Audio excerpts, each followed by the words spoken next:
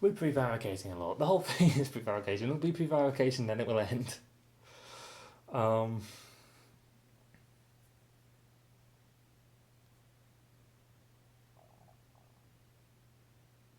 let's talk about Sonder.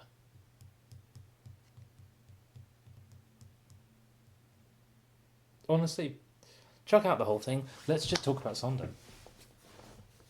God knows if Sonder was what everyone got out of this, it would have been worth it.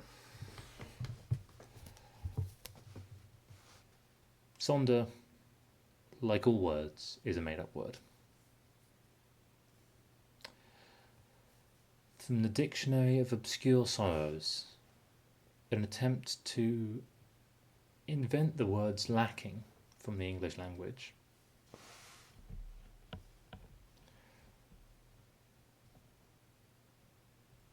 It derives from French and German words in its kind of rough etymology, but it is its whole new own idea. And it's one that you could think about every day for the rest of your life, and every day learn something new about it and the world around you. Sonder is the feeling you get when you realise that the people around you, on the train, or passing you in the streets, on television, or in books, are living out full, complex, compassionate, beautiful, and completely unknowable lives, as deep in character and rich in drama as any other, and specifically as your own.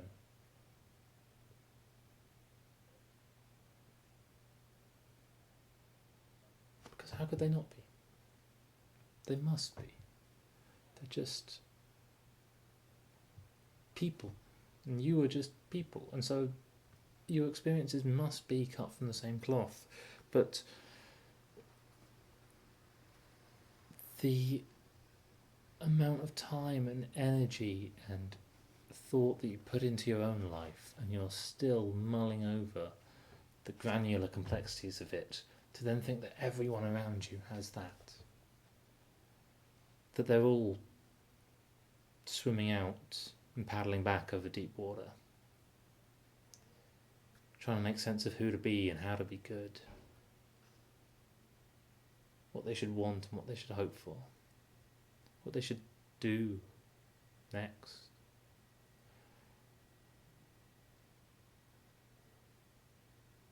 And it's a word that I think I've taken and given my own slightly different meaning to, because I'm a magpie for concepts I like.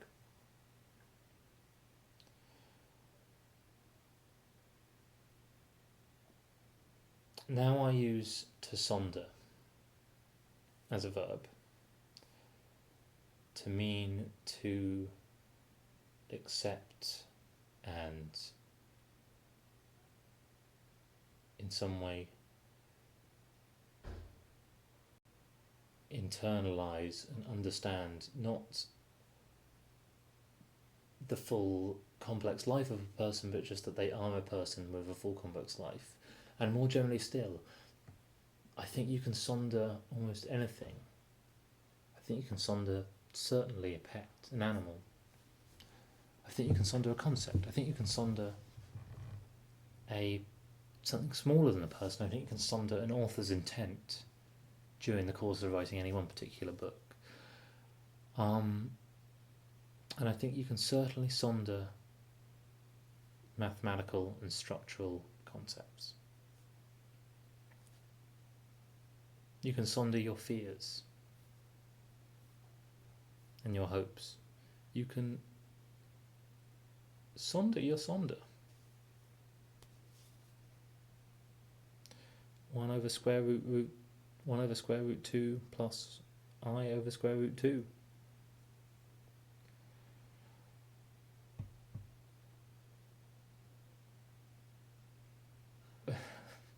And if you're just hearing it, the general concept isn't that new.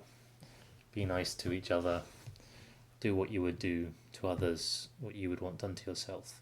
But the specific scale of it, to just think how much thought in the world is going on, how many complex interactions and stories, and how many of those are interlocked.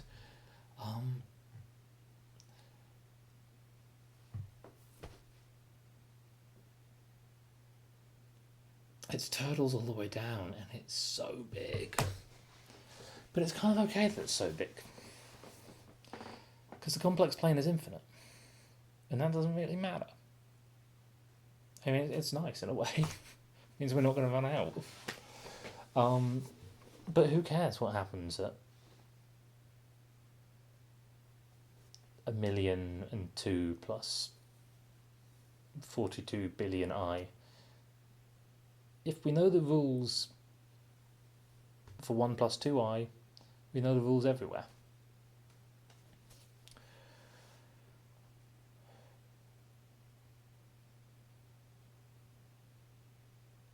So I encourage you to think about Sonder.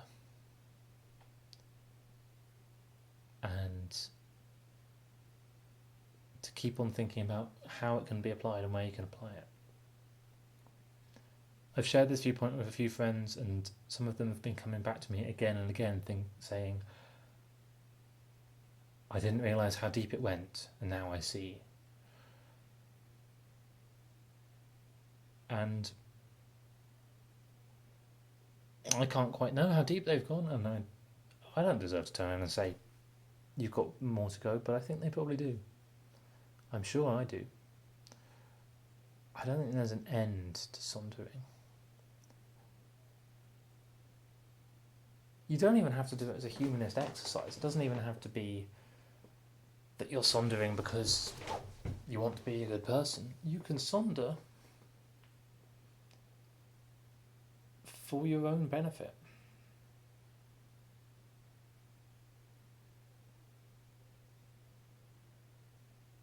If you think the most important thing in the world is you, then sometimes you'll win and sometimes you'll lose. And there's going to be a lot of chance. If you think it's your family, or your local community, even your nation, then you've evened out some of that chance. If you think it's just all things that are sondering you back, then not uniformly, not immediately, but eventually you will find that wide kinship that encompasses now all people, and quite possibly all animals, and plausibly all trees, and all works of music.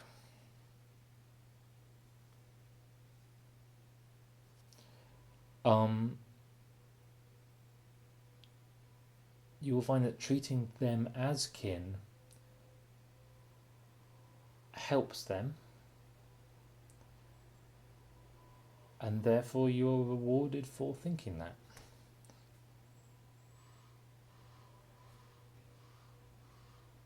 It's been a turbulent few millennia for human beings, and who knows what will come next. But I want to point out one thing that can come next, and that's that there is right now, give or take, making some light assumptions about what quality of life you and every other individual wants. There is, roughly speaking, enough wealth in the world now for every human to be sustained, to have what they want and need.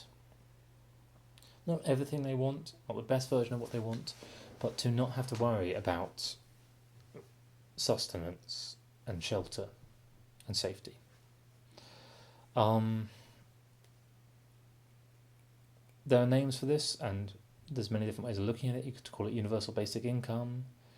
You could call it a welfare state. You could call it a commune. each of those carries its own connotations, but just generally, if we encourage and nurture everyone, we all benefit. As well as in some abstract ethical way, in some really clear finite way, which is that most wealth now, right now in the world, the largest, most profitable companies, the ones who are making the most difference in our lives, are not creating a product. They almost all are creating something, but that's not where their value comes from. Their value comes from ideas. Their value comes from creativity. And creativity comes from everywhere. Anyone is capable of creativity. It's almost impossible to guess at who is going to be capable of creativity, and the only thing you can do to change the flow of creativity is to stem it. You can take away people's voices, you can fill their time with things that keep them from being able to express themselves, either on purpose or by accident. But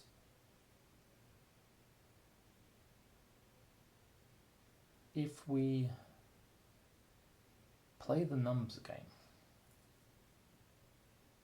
and do everything we can to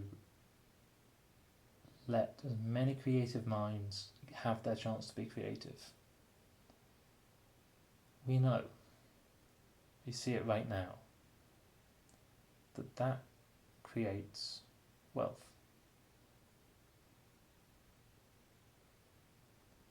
And if there's just about enough wealth now, and it shows no sign of dropping off, there will be more later.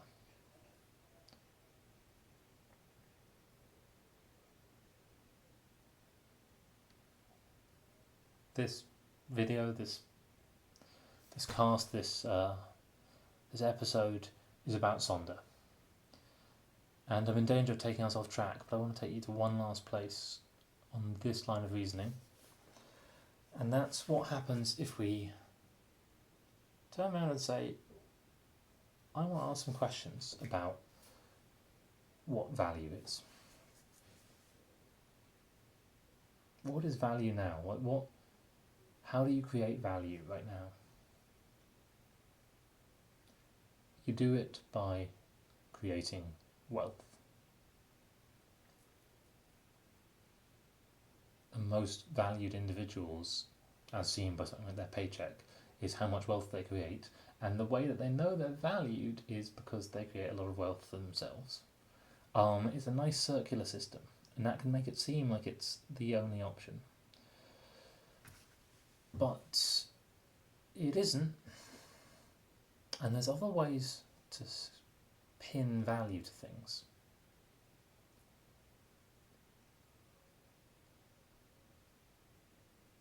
It might seem weird talking about wealth and value. Let's take a moment. What does wealth really mean? Wealth is kind of investment in power. On different scales and different ways, but if you have wealth, you can later cash it in to achieve something that you wouldn't otherwise be able to achieve. You're kind of saving up a crappy superpower. So that's what we think value is right now. We think value is the creation of power. And that's fair. You need power to complete tasks, and we need to complete tasks. So that seems reasonable, to pin value to creation of power. But actually what we need is to complete tasks. And we can complete tasks by increasing the amount of power. Just like you can lift a heavy thing if you get enough people to come and help lift it.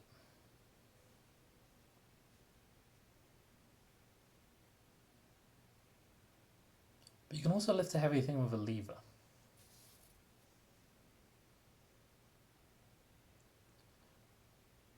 What if we thought value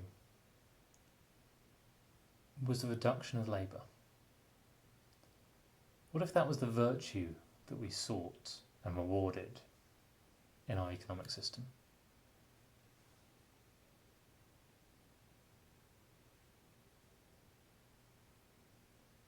Things still get cheaper. And by the way, if you think that if you want to get richer,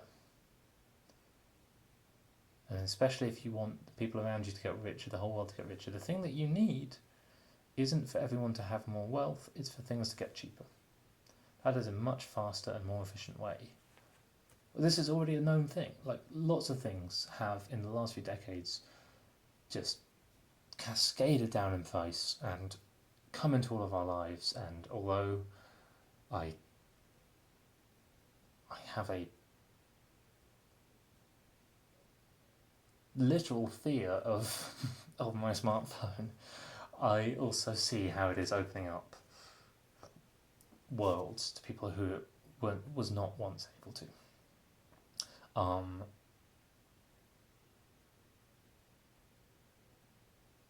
If we focus our picture of value on reduction of labour, on reduction of cost, we all get richer, we can all do less, and God knows we need vocations. We need to be active. We're only worthwhile if we're doing something. But we don't have to be doing something for how much money it creates, how much power it creates. Two very good reasons to be doing something: because it reduces the amount of labour, and for the very hell of it. Because even for the very hell of it, it's worthwhile if creativity is worth more than any other resource. If I spent every day throwing paint at that wall and never even showed it to anyone, still I would be throwing a stone into the puddle of the creative world. Through my open window, people in the street would pass by and be like, "That's that house. That house where the guy just throws paint at the wall the whole time." God, yeah, I think about that all the time.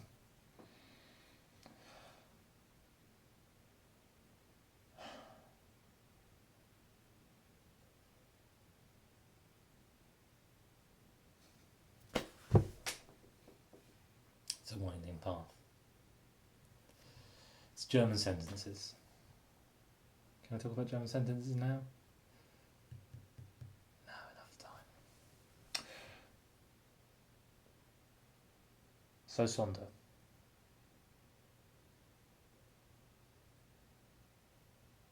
Just Sonder. Like, I'm not waiting for me to have an idea of something else to say. I'm waiting for you to do it. I don't mean to make you feel bad about doing it. I don't mean to put another difficult task on your already busy lives, but it's worth it. It reduces the amount of work.